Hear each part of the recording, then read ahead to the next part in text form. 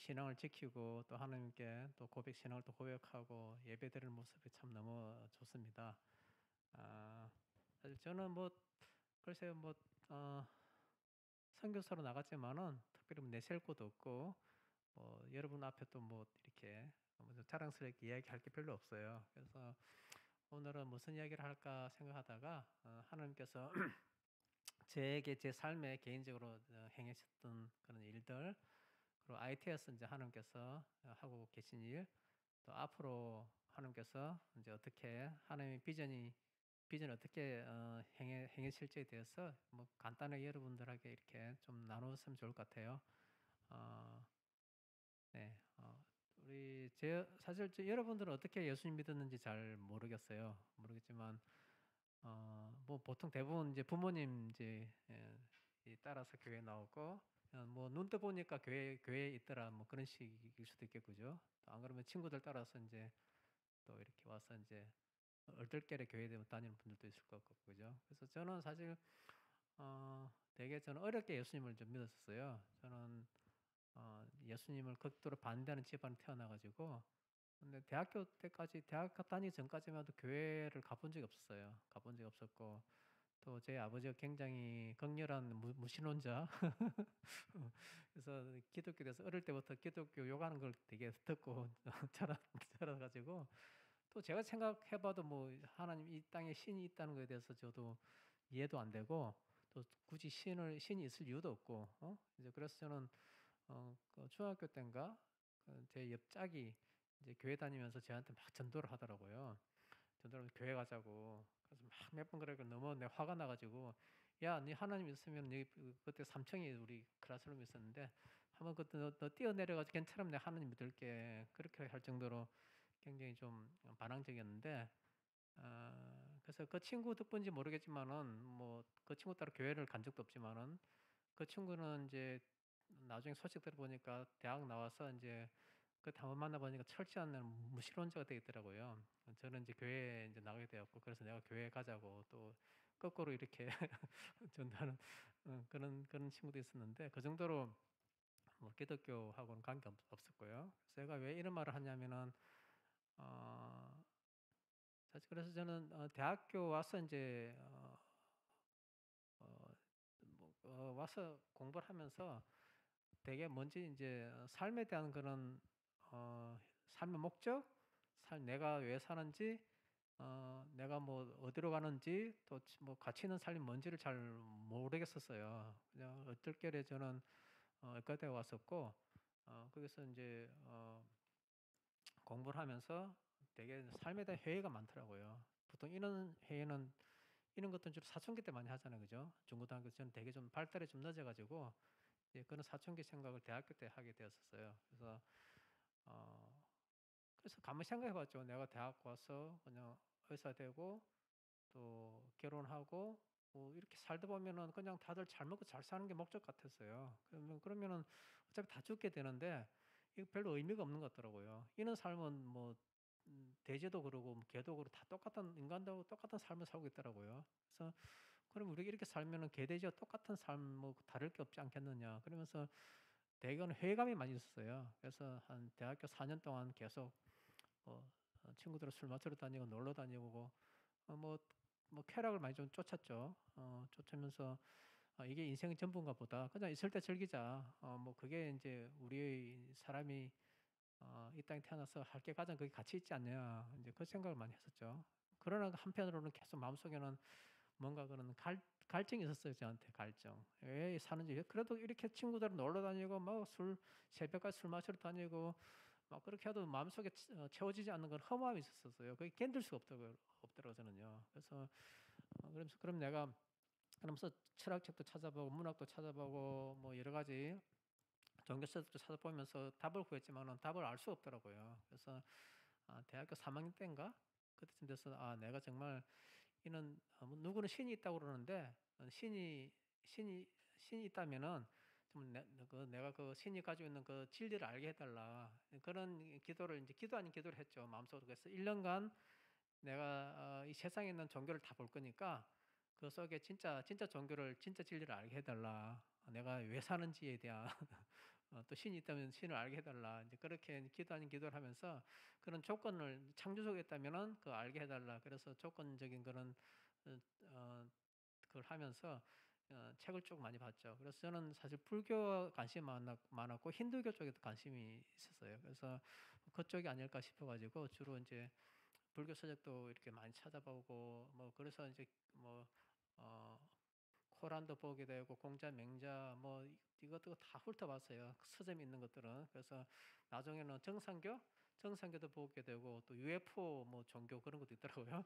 그래서 찾으면서 어떤 뭐 주문을 외우면은 뭐 돌을 닦을 수 있다고 그래서 주문도 외우고 다니고 이제 그런 거 많이 했어요. 그래서 기독교는 아닌가, 기도는 아예 빼놓고 다른 것들만 다 이제 찾아봤는데 이제 연말쯤 되니까 뭐 그래서 뭐 아무런 답이 없더라고요. 뭐 불교가 진짜로 불교를 보면 볼수록 더 이게 혼란스러워지더라고요. 그래서 그런 것들도 그러고 그래서 맞아 정말 이 세상에 진리가 없는 거야. 그냥 잘 먹고 잘 살면 뭐 끝인 거야. 그러면서 그냥 그럴 바에는 이제 빨리 죽는 것도 굉장히 경제적인 그런 삶이라는 생각도 많이 들더라고요. 그래서 정말 안 되면은 이제 이 생을 빨리 마감하는 것도 좋겠다. 그 생각도 했는데 어, 1년 다 돼갈 쯤이면 제가 보니 기독교를 안 받더라고요. 성경도 하나의 종교니까 이제 좀 봐야 되겠지 않겠냐. 그러면서 조그마한 신약이 하나 있어가지고 신약을 보면서 그 마태복음이었던 것 같아요. 그 보면서 우물가의 여인, 그 노는 거 수가성의 여인이 이제 예수님 만나서 우물가에서 앉아서 물을 구하는 예수님께 물을 떠주는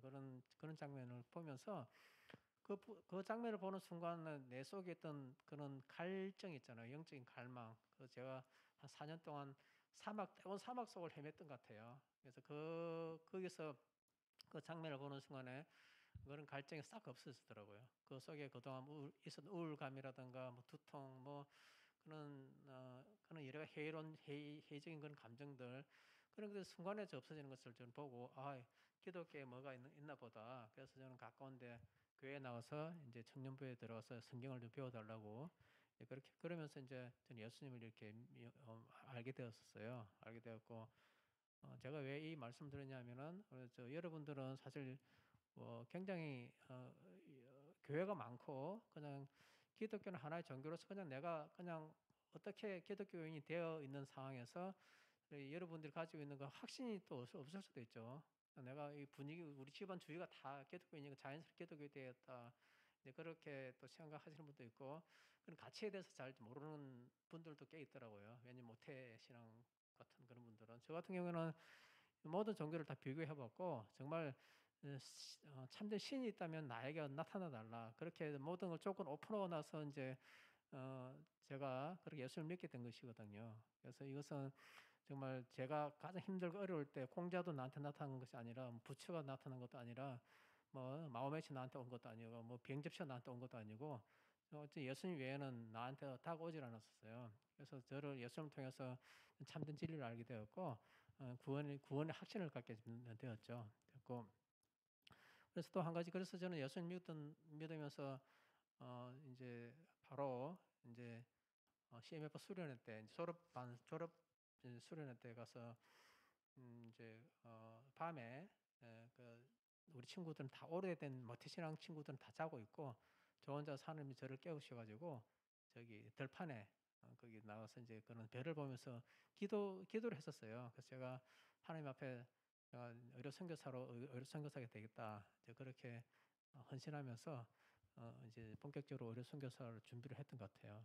그래서 제가 왜 의료 선교사로 나가야 되기 왜냐면은 1년도 안 된 내가 왜 선교사를 나가죠, 그죠? 모태신앙 친구들은 아무것도 편안하게 지금 잠자고 있는데, 그래서 그걸 왜냐면 그만큼 저는 어, 예수님이 저희들이 주신 그 은혜가 너무 컸었고 저한테 그리고 그 예수님께서 정말 확실한 예수님께서 말씀하신 것이 나의 최고의 가치임을 알게 되었고 또 나가서 복음을 전하는 것이 또 하나님의 또 명령이고 또 제가 이렇게 예수님을 이제 알게 된 것이 그 근원을 좀 따라가니까 그 우리 이제 19세기 말부터 시작해서 미국 선교사님들 또 외국 선교사들 와서 그들의 이제 젊음을 불태우면서 우리에게 복음을 전해 그들의 피를 통해서 그들의 땀을 통해서 우리나라 교회가 세워지고 우리가 그걸 통해서 내가 예수님 영접했더라고 보니까요. 그래서 내가 또 큰 그들의 빚진 마음이죠.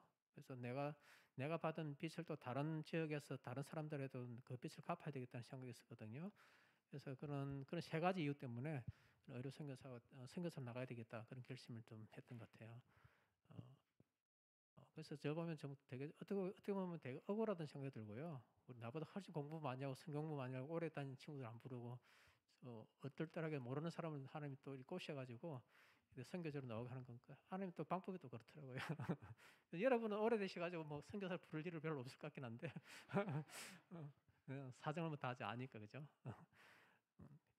그래서 저는 그래서 대학 전문의 과정 밟고 이제 서울에서 이제 개업을 하면서 이제 결혼을 하게 되고 병원을 이제 개업하면서 이제 아이도 태어나고 점점 이제 뭐 이게 돈 버는 그런 재미가 또 막 생기더라고요. 그래서 어, 선교사는 간다고 했지만은 이제 뭐 10년이 흐르고 이제 그러니까 어느 정도 이제 아이들 크고 이제 내가 나름대로 그런 교회에서도 그러고 또 이제 열심히 살았죠. 뭐 교회도 열심히 다니고 이제 선교사님들 많이 도와주고 이제 그런 식으로 나름대로 삶을 살면서 물론 선교사 헌신했지만은 이제 10년 정도 지나니까 내가 이제 어느 정도 뿌리가 좀 이게 내려지고 좀 정착을 이제 하게 되니까 그런 생각이 좀 들더라고요. 이게 선교사가 꼭 뭐 해외 나가야 꼭 선교사냐? 국내에 있으면서 선교사를 도우고 선교사적 그 삶을 살면 되지. 이제 그런 식으로 이제 약간 변명 아닌 변명 이제 그런 식으로 하면서 지냈는데 하나님께서 2010년도 이제 한 11월 달, 10월 달 같았어요. 근데 새벽에 이제 아침 묵상하고 있는 가운데 하나님 계속 IT로 가라는 그런 내적인 음성을 저한테 좀 주셨어요. 그래서 저는 그렇게 생각했어요. 사실 좀 해외로 나가게 된다면은 좀 조기 은퇴를 해가지고 아이들 대학 다 가고 난 다음에 좀 일찍 은퇴를 해서 이제 주로 저는 인도 쪽하고 네팔 쪽으로 이제 관심이 많아가지고 아우리치도 그쪽도 자주 가고 그랬거든요. 그래서 그쪽으로 가려고 준비를 하고 있었고 또 아니면 그냥 국내에 남아서 국내에 돕는 선교사로 있겠다. 이제 그런 식으로 이제 내 나름대로의 이제 플랜을 세웠죠. 근데 이제 그런 가운데 하나님께서 2010년도 그런 묵상하는 가운데 일주일 동안 계속 아침마다 너 IT로 가야 된다고 그렇게 내적인 음성을 저한테 주셨어요. 그래서 여러 가지 경로를 통해서 그 음성이 하나님께로 온 것임을 이제 확인했고, 그때는 2010년도 IT 대지진이 났던데 2010년 1월 달이거든요. 그때 저도 뭐 TV에 지진 났다는 거 알고 있었고 별 관심 없었어요 전혀. 없는데 갑자기 벼랑간 10월 달에 하나님이 그 IT라는 그런 마음을 주셔가지고 정말 뜬금없는 IT였죠. 그래서 일단은 그 음성이 확실한 걸 확인하고 제가 가서 이제 일주일 정도 가서 이제 아우리치 상황을 보면서 처음에 이제 11월 달에 이제 IT가 어떤 데인지를 봐야 되니까 가서 이제 비행기를 타고 딱 내렸는데 정말 IT 상황이 너무 안 좋더라고요. 그때 가서 보니까 비행장도 그냥 시골 대합실처럼 아주 우리 옛날 시골 대합실처럼 그렇게 되어 있고요. 또 군데군데 막 뭐 쓰레기 태우는 연기 올라오고 상황이 꼭그 지역의 그 변방 같았어요. 그래서 저도 뭐 동남아시아 여러 나라를 좀 아우리치도 좀 다녀봤지만 그렇게 좀 열악한 곳은 처음이었었어요. 그래서 하나님한테 하나님 제가 선교사로 안 가는 것도 아니고 갈 건데 근데 제가 또 좋아하는 나라도 있고 계획 세웠던 나라도 있는데 정말 IT 얘기는 못 하겠다고. 너무 이렇게 제가 원하는 것도 아니고 저렇게 다 시커먼 IT 그 흑인들 다 되게 좀 겁나잖아요. 무슨 것도 불어를 쓰더라고. 제가 학교 다닐 때 불어 포비아 걸려가지고 또 불어 비슷한 말을 쓰니까 도저히 얘기 있을 수가 없겠더라고요. 그래서 정말 하나님 정말 이렇게 저를 좀 다른 곳에 좀 가게 해달라고 그 일주일 동안 이제 체류하면서 이제 그런 기도를 했었어요. 그래서 하면서 또 그렇게 IT 있으면서 정말 제 마음속에 큰 분노가 있었어요. 큰 분노가 있었는데 그 지진으로 인해서 정말 30만 명이 그때 죽었거든요. 30만 명이 죽고 그러면서 정말 제 마음속에 정말 처음으로 저는 하나님한테 그런 하나님의 선하심이라는 데에서 좀 회의감이 좀 있더라고요. 정말 왜 이 지구상에 왜 이렇게 열악한 나라가 있어야 하며 또 그 열악한 나라에 또 지진이 생겨서 30만 명이 죽게 된 그에 대해서 정말 저는 마음속에 하나님한테 분노가 올라오더라고요. 그래서 3일 동안 IT 도착해서 아무런 말도 안 했어요. 너무 화가 나가지고 하나님한테. 하나님 그러면서 이제 그렇다고 난 도저히 이곳에서 일을 할 수 없다고 이제 그런 속으로 이제 하나님께 반항하면서 있었는데 3일째 지나고 나서 4일째인가 그때 이제 제가 뒤차에 타고 있었는데 거기 IT 가면 그 거지들이 되게 많아요. 이렇게 길거리에. 그래서 우리 차가 잠깐 서 있는데 그 사이에 아이들이 문을 이렇게 창문을 이렇게 하면서 돈 달라고 이렇게 하고 있더라고요. 그리고 그 아이들 원래 IT 애들이 눈이 좀 커요. 커가지고 그 창밖에 먼지 낀 창밖에 그 아이들 눈동자가 있는데 그 간절한 눈동자 있잖아요. 제발 좀 도와달라는 그 눈동자를 보면서 예수님께서 그렇게 말씀하시는 것 같았어요. 내가 여기 있는데 네가 어디로 갈 수 있느냐 이제 그렇게 말씀하시고 그러면서 제가 그때 졸업반 때 CMF 이제 수련회 때 그 했던 기도를 그때는 저는 그런 기도를 했는지 생각이 안 나더라고요. 하나님께서 그 장면을 떠올리게 하셨는데 그때 그 추운 들판에 나와서 내가 그때 기도하기를 하나님 제가 가장 어둡고 추운 나라로 선교사가 되게 해달라고 그때 기도했던 걸 생생하게 보여주시더라고요. 그래서 그때 충격받은 게 내 기도를 잘못했구나.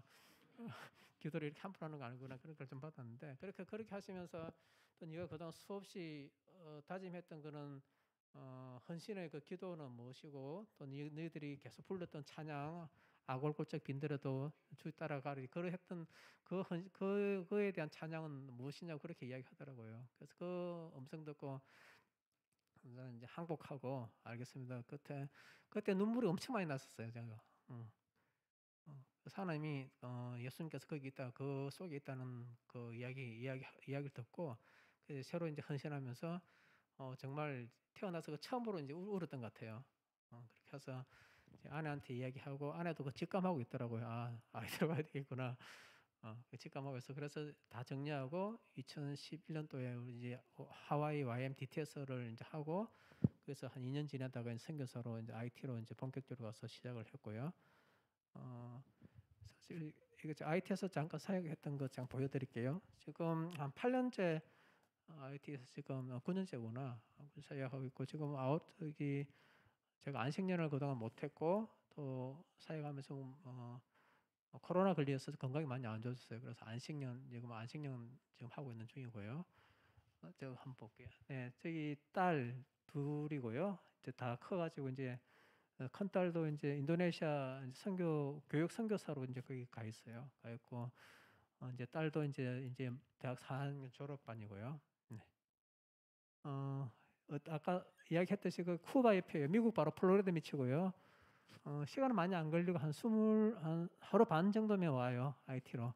그래서 다음에 오시려면 제가 상세 안내 제도까지 보여줬으니까 오시려면 참고하셔가지고 뉴욕에서 좀 노시다 오시면 돼요. 뉴욕에서 노시다 오면 되고요.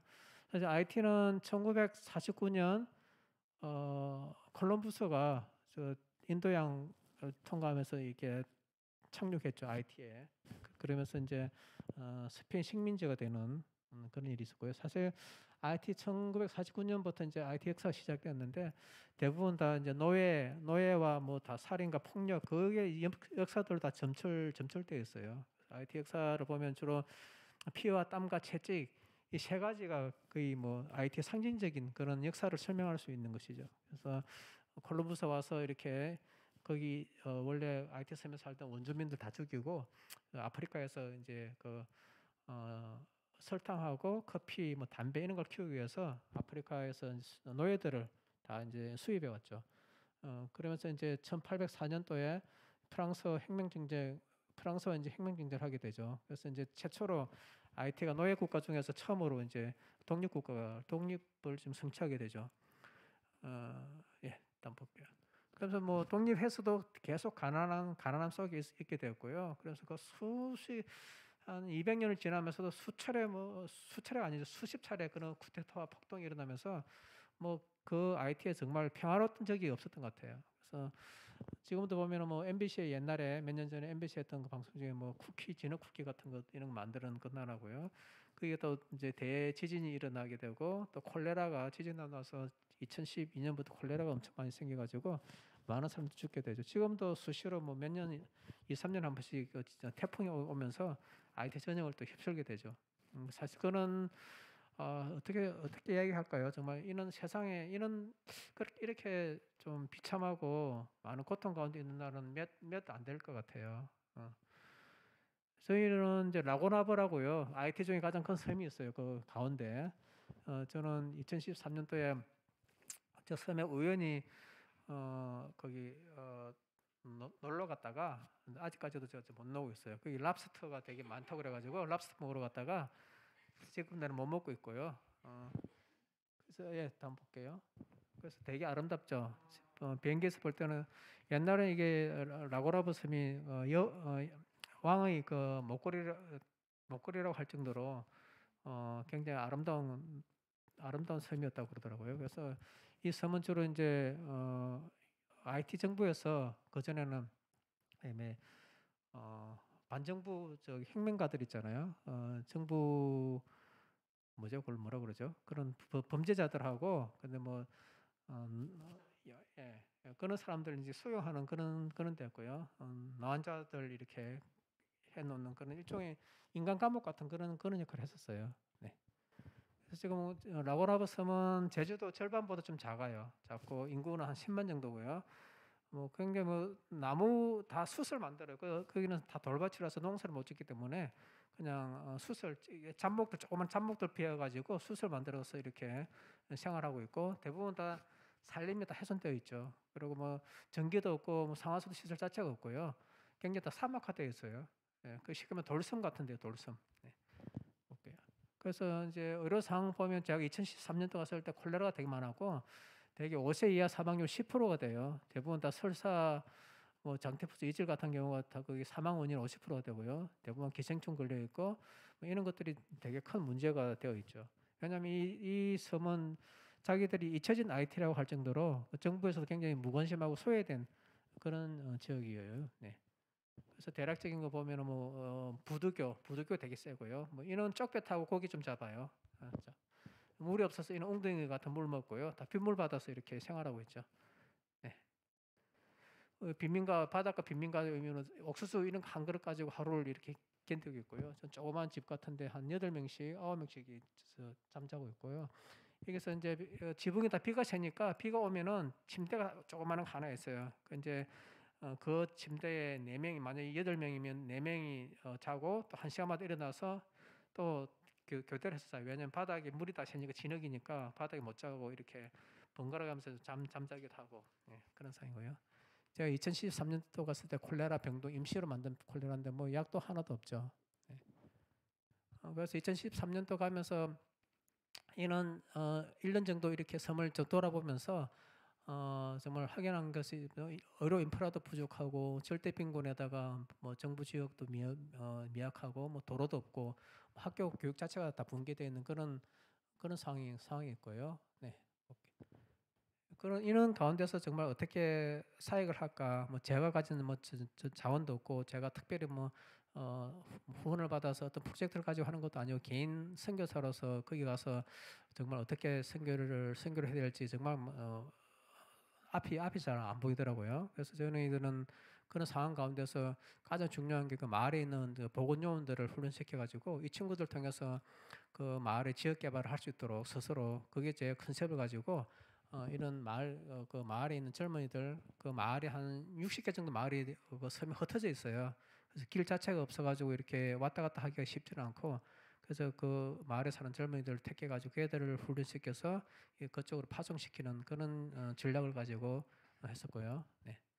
그래서 저희는 성경적 지역개발 핵심으로는 사실 교회와 학교와 클리닉 이 세 가지가 있어야만 그 마을이 좀 건강해지거든요. 그래서 그 가운데 CHW라고 커뮤니티 헬스 워커, 커뮤니티 헬스 미셔너리라고 저는 이렇게 생각하고 있는데 그 사람들을 이제 그 마을 중추적인 역할을 할 수 있도록 그 사람을 통해서 그 교회와 학교와 클리닉 그런 것들 좀 건강히 할 수 있도록 그렇게 쉽게 말하면 트로이 목마 같은 거죠.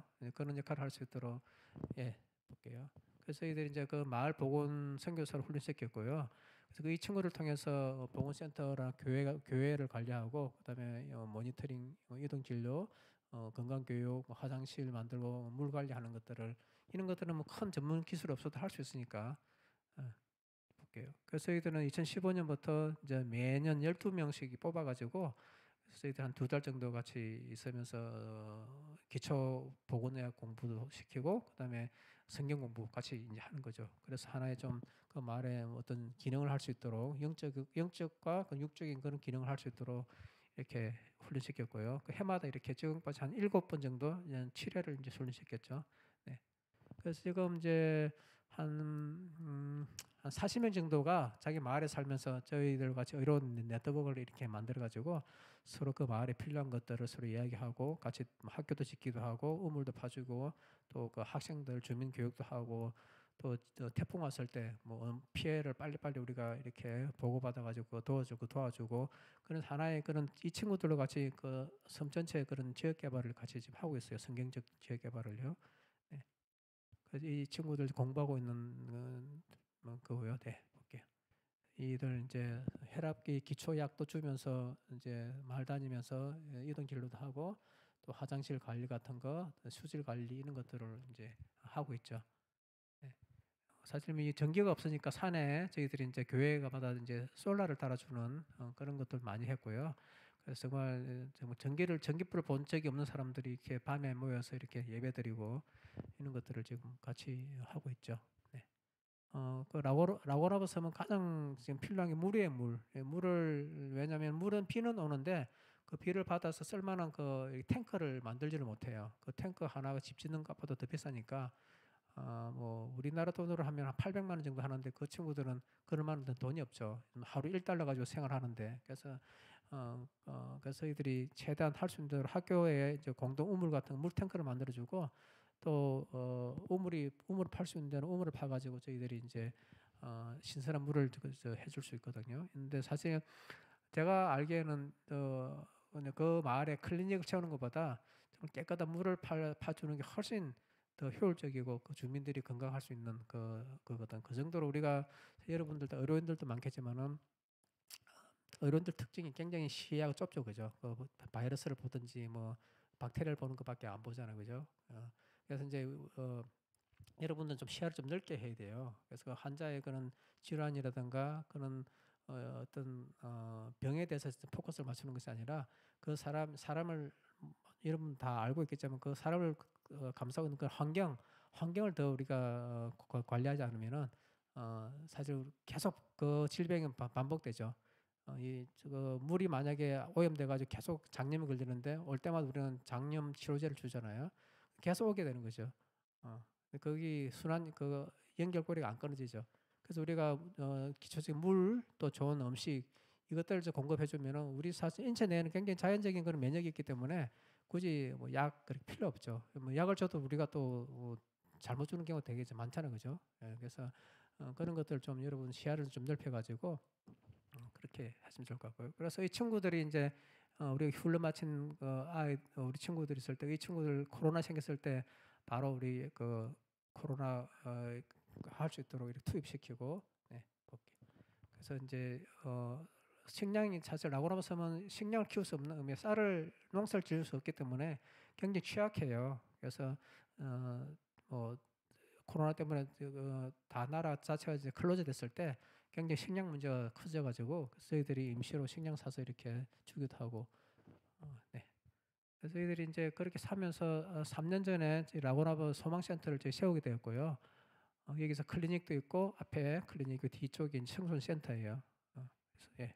그래서 저희들은 소망센터를 통해서 여러 가지 교육 개척도 하고 목회자 훈련, 청소년 양성시키고 뭐 보건의료, 지역개발, 직업훈련 이런 것들 다양하게 지금 준비하고 있는 것도 있고 또 준비하는 것도 있고요. 지금 이동 소망 클리닉 지금 의사 2명하고 이제 현지 간호사 해가지고 총 8명이 저희 클리닉을 지금 운영하고 있고요. 같이 전자내시경도 있고 뭐 초음파 이렇게 다 중고로 미국에서 다 어떻게 구입돼 가지고요. 굉장히 시설은 되게 좋아요. 네. 여기 이제 저희 보트를 하나 구입해 가지고 저희들 이제 해변가 마을 돌면서 이렇게 이동 진료도 같이 하고 있습니다.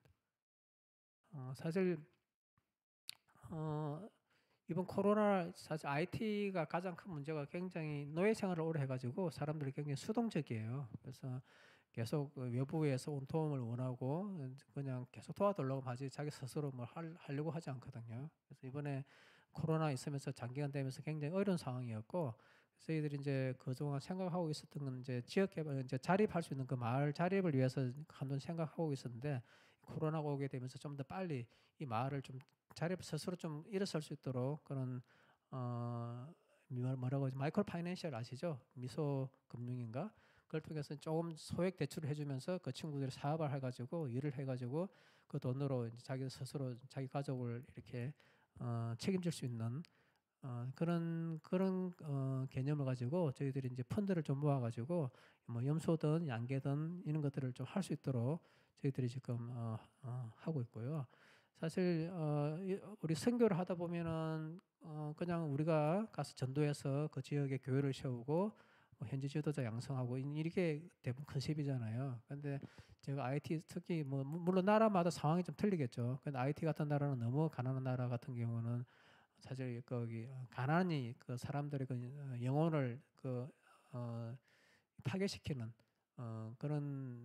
그런 것을 제가 많이 이제 봐요. 사실 뭐 미국이든 한국 같은 선진국 나라들은 오히려 물질이 부가 우리 영혼을 파괴시키지만은 이 IT 같은 경우는 가난이 사람들을 파괴시키는 것을 많이 봤거든요. 그래서 이 사람들한테 복음을 전하고 교회 공동체를 만들어주지만은 그 사람들이 워낙 먹을 것이 없으니까 다들 떠나요. 다 외부로 가서 자기 직업을 갖기 위해서 떠나기도 하고 애들 놔두고 가정이 파괴되기도 하고 또 여자들 같은 경우는 이제 어떻게 하다 보면 그런 직업 여성으로 이 직업 여성이 아니죠. 매춘 아닌 매춘 하게 되고 모든 게 공동체가 다 깨지는 그런 경우가 되게 많거든요. 그래서 이 사람들이 물론 그 지역의 교회 세워 주는 것도 중요하고 신앙 갖는 것도 중요하지만은 그와 동시에 그 사람들이 그 지역에 뿌리를 내리고 살 수 있을 정도의 그런 경제적 여건을 갖출 수 있도록 그것도 굉장히 중요한 일이거든요. 그래서 우리가 먹는 것과 그런 신앙적인 것들은 다 같이 같은 태도를 가지고 생각을 좀 해야 하거든요. 그래서 이들이 이제 그런 걸 하고 있고요. 이번에 이런 것들을 보면서 이제 저희 빈민가에 좀 다니면서 제가 발견한 게 뭐냐면은 저기 굉장히 장애인들이 되게 많아요. IT에는 왜냐하면 임신했을 때 제대로 영양 섭취를 못 해가지고 선천적으로 태어나면서 어, 저, 저, 눈이 안 보이거나 뭐 그런 것들이 많이 좀 생기죠. 그래서 저희들이 저희들 센터 주위에 있는 한 100명 정도 그런 장애인들을 선출해 가지고 매일 저희들이 이제 한 달에 한 번씩 쌀하고 식량을 저희들이 주고 있죠. 사실 이게 사람들한테 식량을 나눠준다는 게 굉장히 힘든 일이거든요. 그 사실 그 나라에서도 할 수 없는 그런 일들인데 저도 사실 4년 전 4년 전에 우연히 이제 사역 나갔다가 그 빈민가로 이제 가면서 마침 그때 생선을 한 마리 제가 얻게 되었어요. 그 어부가 생선을 주면서 이거 생선 사라고 했길래 사가지고 오늘 저녁에는 이제 생선을 구워 먹자 하면서 되게 즐거운 마음으로 그 빈민가를 통과해 오는데 그 한 집에 이제 굉장히 집이 다 거의 다 집이 다 아주 초란 집에 그 노인 한 명이 앉아가지고 그냥 냄비 하나에다가 돌 위에다가 냄비를 얹어가지고 그 나뭇가지로 뭘 하더라고요. 그래서 내가 호기심이 나가지고 그때를 안 갔어야 되는데 그 집을 이제 가가지고 궁금해서 뭐 하냐고 물어보니까 콩 몇 조각 남은 게 있대요. 자, 콩 몇 개를 남은 거 냄비에 넣고 이제 이게 마지막이라고 이제 그게 자기 이제 저녁이라고 그렇게 하더라고요.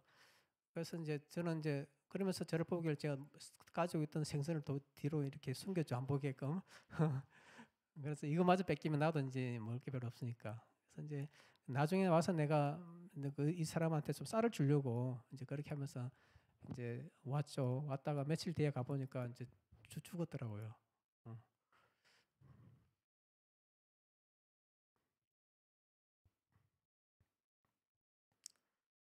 어.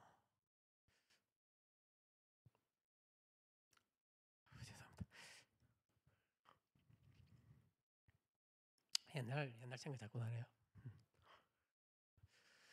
어. 그래서 이제 그 이후로 뭐 사실 잘 안 갔어요. 그쪽으로. 왜냐면은 거기로 가봤자 뭐 굶주린 사람들밖에 없을 거고.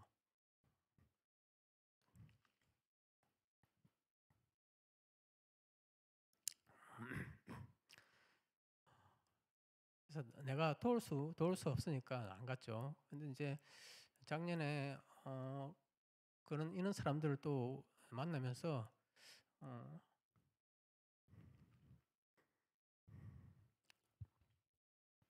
하나님이 또 그런 말씀을 하는 것 같았어요. 그래서 내가 선교를 하고 뭐 여러 가지 학교도 세우고 이렇게 하지만은 정말 어 그죠? 내가 굶주리고 갇히고 목마른 자를 섬기지 않은 것이 어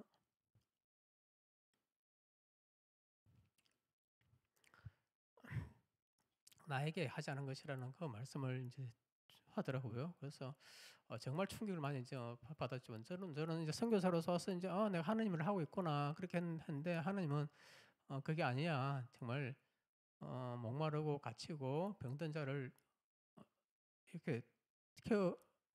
죄송합니다.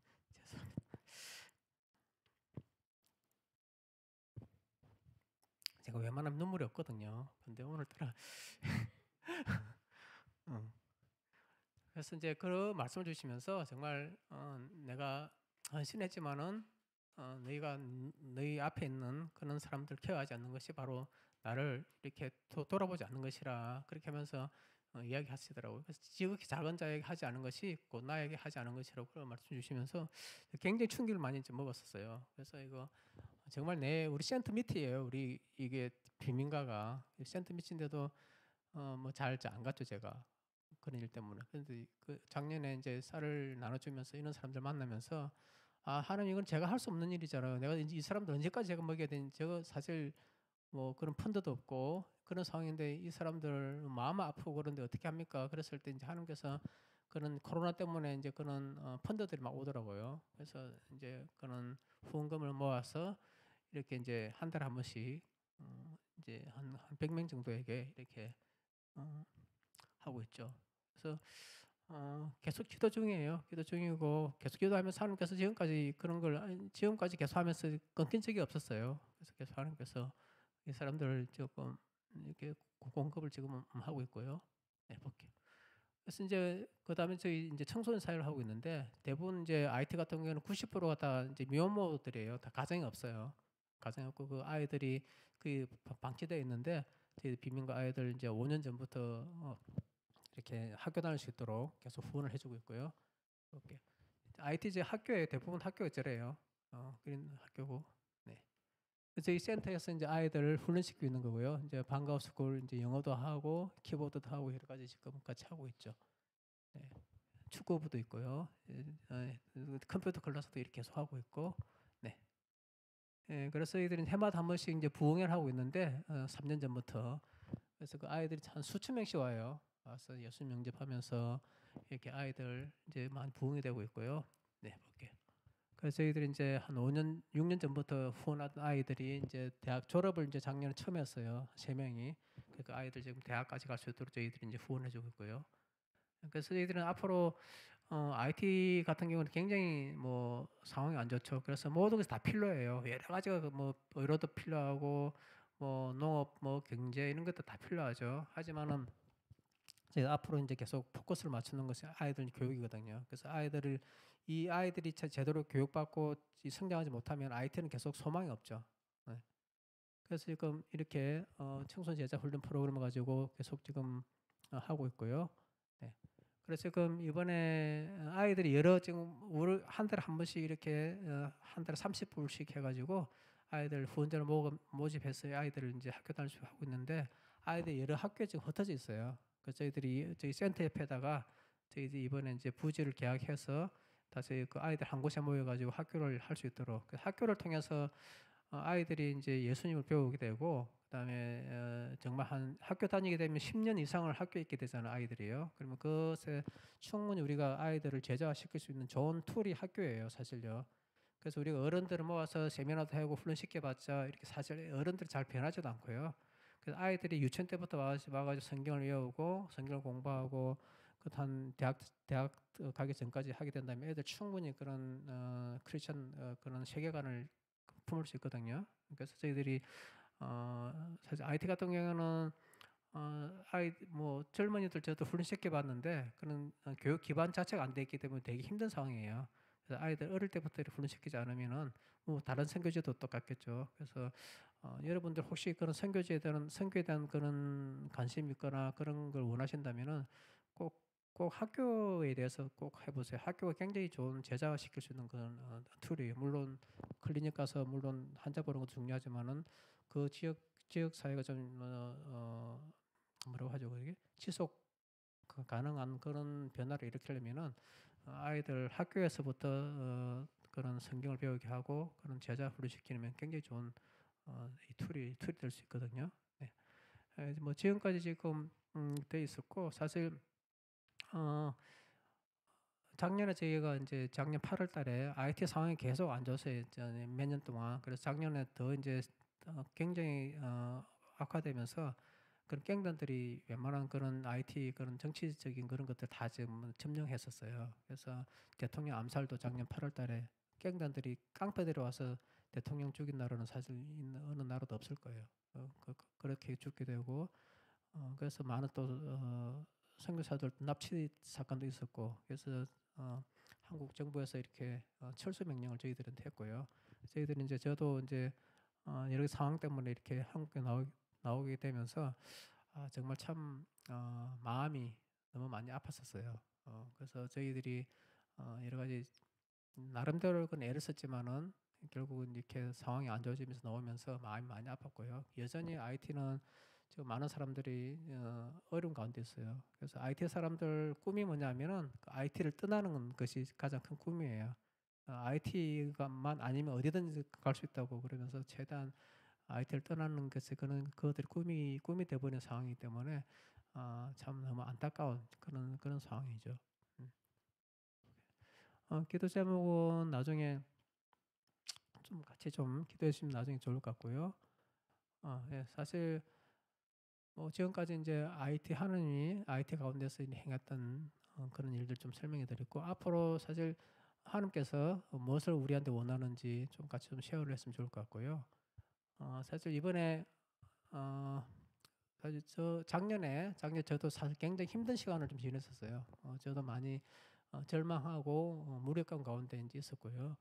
거의 이제 번아웃된 그런 상황이었었어요. 그래서 작년 초에 이제 1년 반 전에 아내와 제가 IT에서 코로나에 걸렸고 굉장히 좀 심하게 앓았었어요. 그래서 후유증도 한 몇 달 이상 갔었고 그러면서 저 심장에도 또 이상이 같이 와가지고 좀 치료받고 있는 그런 상황이죠. 그래서 뭐 개인적으로도 그런 어려움들이 있었고 이제 한국에서 들어 뭐 아까 이야기했던 IT 상황도 사실 그런 우리를 좀 힘들게 하는 그런 일들이었고 또 한국에서 나와 보니까 한국 자체도 사실 교회들이 많이 힘을 잃고 정말 교회에서 이 세상에 빛이 되어야 할 그런 교회들이 뭐 인터넷 커뮤니티 들어보면은 정말 어 없어져야 할 그런 그 몇 안 되는 그런 단체로 이렇게 젊은이들은 또 그렇게 생각하는 거 굉장히 많더라고요. 그러니까 사실 폐를 끼치는 그런 집단이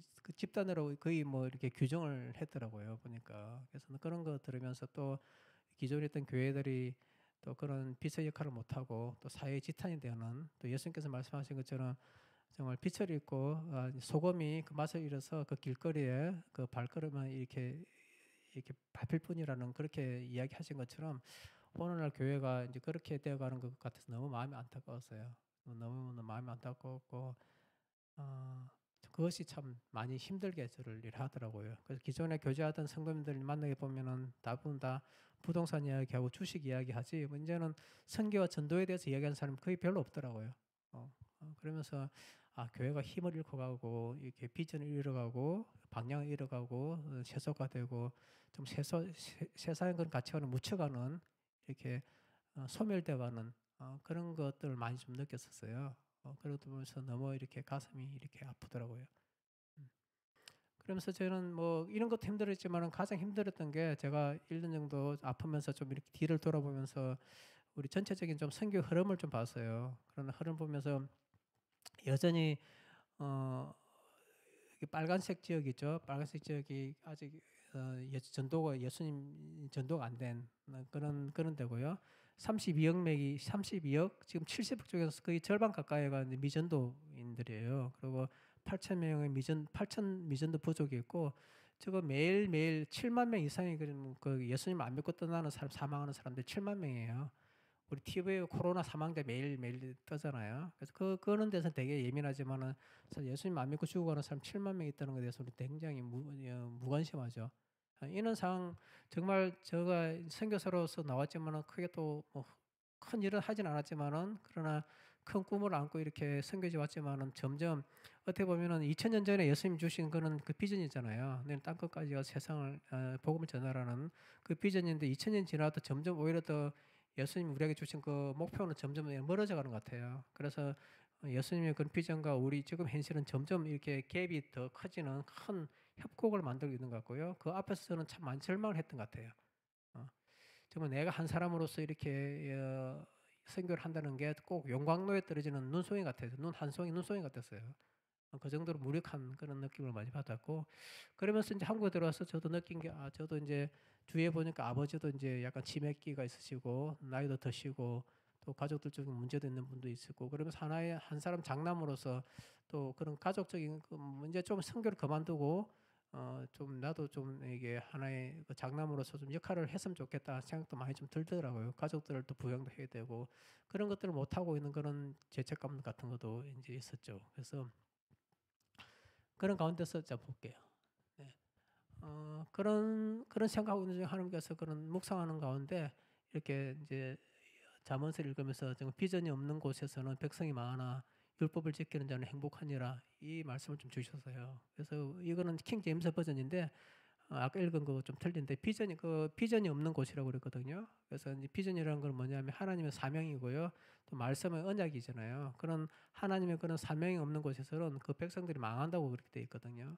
그래서 오늘날 저를 비롯해서 오늘 우리나라 교회와 또 이런 공동체를 볼 때 정말 이런 때에 살고 있지 않나. 우리가 정말 망해가고 있는 하나님 비전이 없어서 우리가 망해가고 있지 않나. 그 생각을 참 많이 좀 들었어요.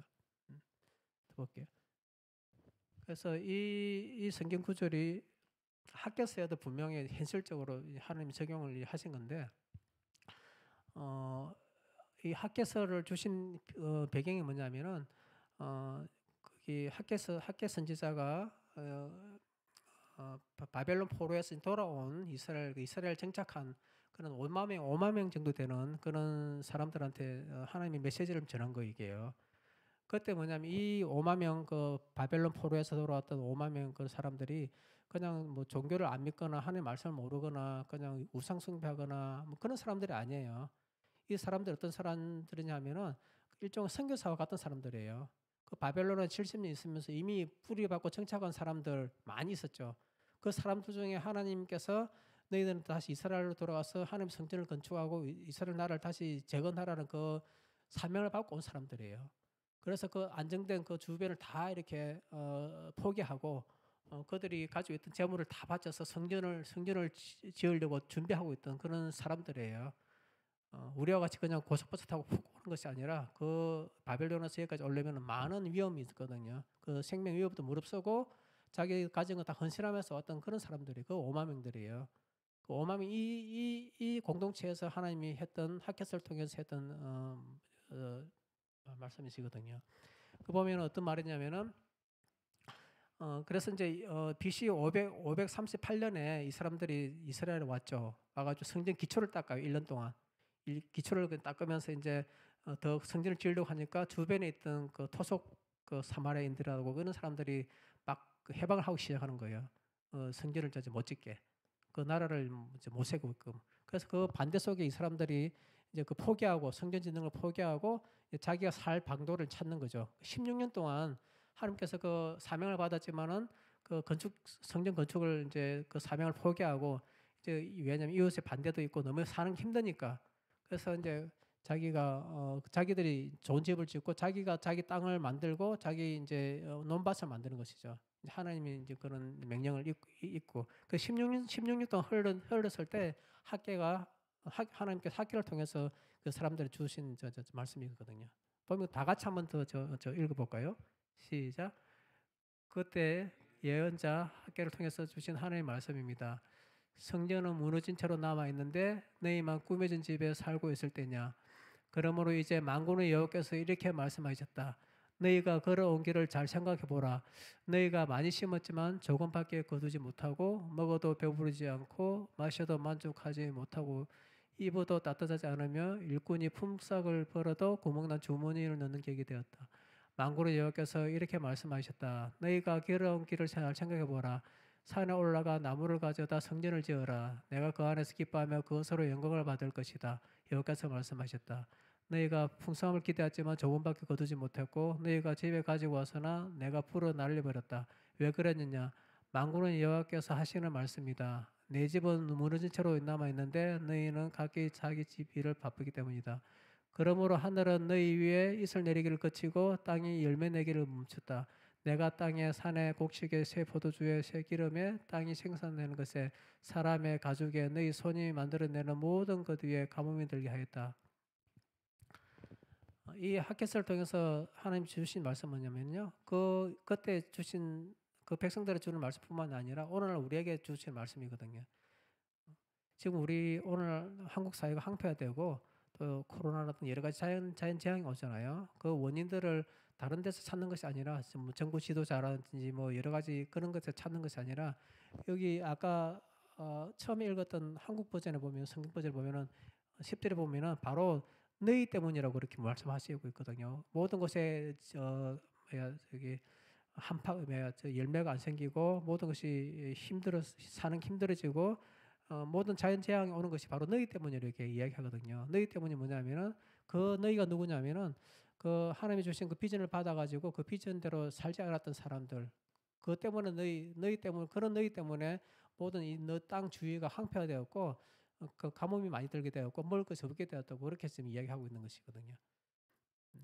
그래서 오늘날 우리 일어나는 여러 가지 어려움들은 바로 우리가 우리에게 주신 하나님 비전을 실행하지 않기 때문에 생기는 것들이에요. 다른 데서 원인이 이제 있는 것이 아니고. 그래서 오늘날 우리에게 주신 비전이 뭔가요? 다 알고 있죠. 아까 교회 주보에 보니까 마태복음 28장 있죠, 그죠?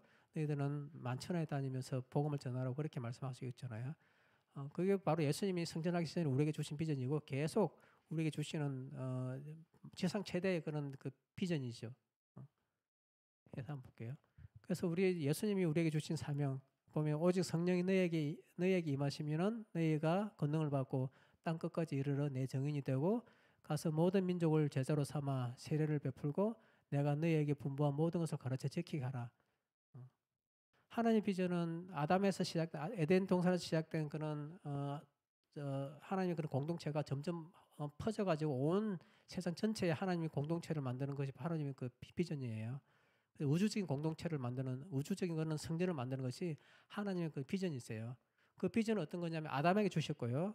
그다음에 노아에게 주셨고 또 노아를 통해서 아브람 통해서 모세에게 주셨고 그런 모든 이스라엘 또 민족에게 또 주셨고 그 비전이 예수 그리스도를 통해서 우리한테 온 것이거든요. 우리가 그 비전이 우리의 비전이 되지 않으면은 아까 이야기하신 그런 모든 재앙들이 계속 생길 거라고 먼저 말씀할 수 있는 것이에요. 보면 아까 40 아까 지구 절반이 다 황폐한 채로 있는 것이잖아요. 아까 성전이 황폐하고 한평한데 너희들은 너희 집을 위해서 그렇게 집만 잘 꾸미고 너희들 잘 먹고 잘 살고 그렇게 하면 일을 했느냐? 그렇게 했을 때 너희 결과가 어떠냐고 우리 이야기하고 있잖아요. 그것처럼 마찬가지로 우리가 하나님 주신 그런 선교의 사명을 우리가 망각하게 되고 우리의 살 길을 위해서 우리가 애쓰고 힘쓸 때 결국은 우리도 망할 뿐만 아니라 사회 공동체가 다 망하게 된다는 것이죠. 그래서 여러분이 비전을 그 복음화에 대해서 우리 최선을 다하지 않으면은 물론 여러분의 선택이라고 생각하지만은 그 결과는 모든 사람이 다 죽게 되는 다 황폐하게 되는 그런 공동체적인 그런 운명과도 연결되어 있는 그런 것이거든. 내가 한 사람 하는 거다 하지 않는 그 문제가 아니라 우리 전체 운명이 걸리는 그런 문제인 것이죠.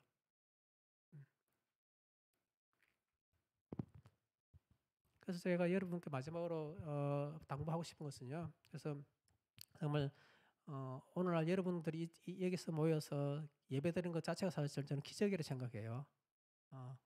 그래서 이제 여러분들 통해서 같이 공동체를 만들고 여러분들이 그 어떤 개인적인 비전이 아니라 아까 하나님 주신 그 비전이 여러분들 비전이 되어야 돼요. 그래서 여러분 공동체 가운데 그것이 최종 비전이자 최고의 비전이 되어야 되고요.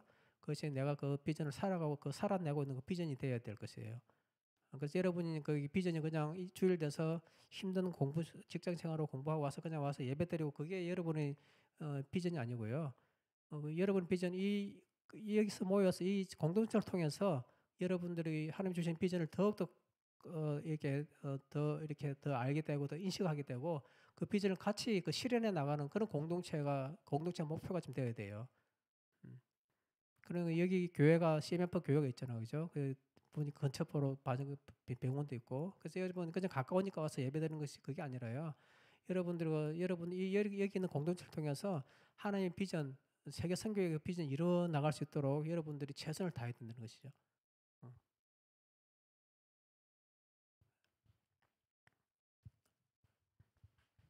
네, 여러분이 각자의 처한 거 물론 다들 선교사로 나가는 건 그 말이 아니고요. 여러분께서 하나님께서 여러분에게 있으라고 한 그 위치에서 정말 하나님의 복음을 전하시고요.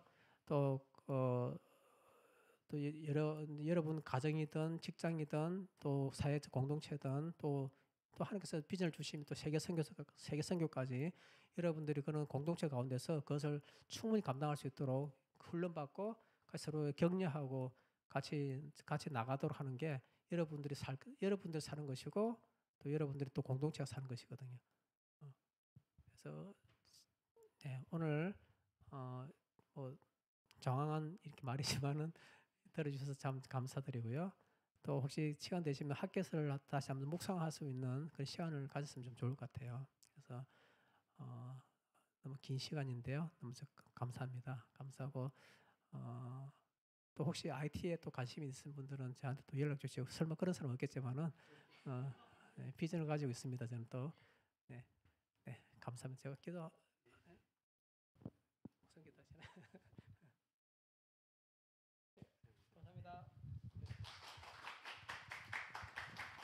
이 시간 함께 기도하도록 하겠습니다. 오늘 정말 선교사님께서 눈물로 정말 하나님의 정말 그 마음이 또 선교사님을 통해서 눈물로 또 저희들에게 다 보여주신 것 같아요. 정말 깡패들이 대통령을 이렇게 죽이는 나라가 세계 어디 있을까 보니까 IT가 정말 그러네요. 정말 아무런 소망도 없고 다 떠나려고 하고 정말 이렇게 절망의 땅, 죽음의 땅에 이르렀는데 우리가 정말 하나님의 눈물을 또 선교사님을 통해서 우리가 보여주셨는데 정말 우리가 그냥 한 귀로 듣고 그냥 이렇게 지나쳐 버리는 말씀이 아니라 오늘 하나님께서 우리 선교사님을 또 제주도에서 오늘 눈보라가 치는 이 날씨에도